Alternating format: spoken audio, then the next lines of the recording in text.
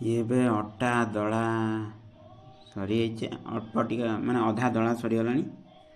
एठे छेना अच्छी छेना आसला क्षीर छेना आसला। ये हूँ क्षीर छेना जोटा कि एबे आमे अटारे पकईकी चकुड़ीबा,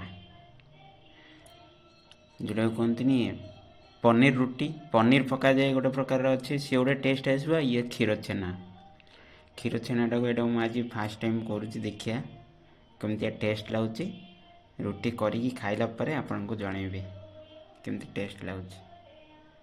पकईनी पकईबे दलिबी एबे छेना क्षीर छेना जोटा पकई दी अटा पर दलिया आरंभ करवा। अटा दला सरीगला, छेना अटा दला चकड़ा सरीगला।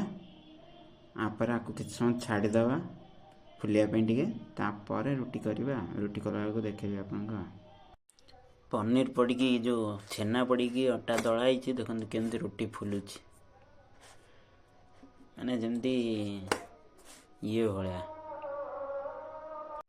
यहाँ हूँ छेना क्षीर छेना रे तैयारी होता रुटी देख पारे।